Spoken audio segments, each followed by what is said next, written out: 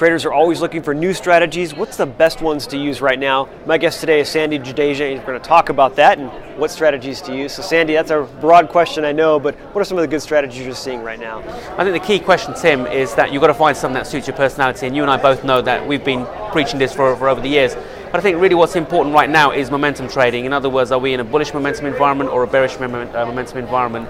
And the key thing to really follow is keep an eye on the simple indicators. Everyone looks at the 20-period moving average. It works, right? So at the moment, the 20-period moving average is above the 50, it's above the 100. What trend are we in? Bullish. But then again, we've got short-term traders saying, well, I only want to be in the markets for 2 or 3 days. What do I look at? Breakouts. So you can have a trend-following strategy or you can have a breakout strategy.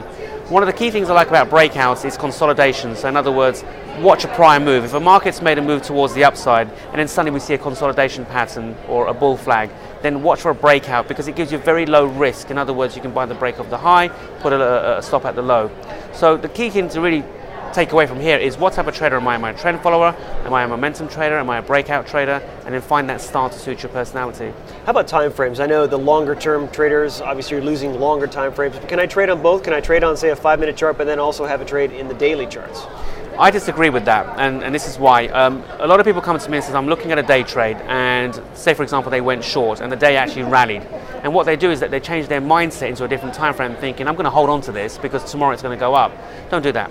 The best thing to do is to say, I'm going to trade a short-term time frame. This trade is going to last for 4 or 5 hours. If it doesn't work, get out. You can always come back and play another day.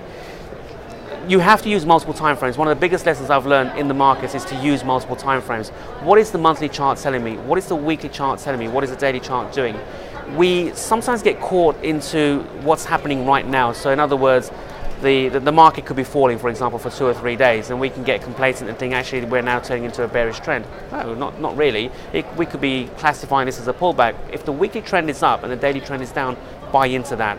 If the weekly trend is up and the daily trend is up, wait for a pullback in the daily trend. But the key thing to remember is that multiple time frame analysis is essential in every trader's toolkit. Sandy, thanks for your time. Pleasure. You're watching the MoneyShow.com video network.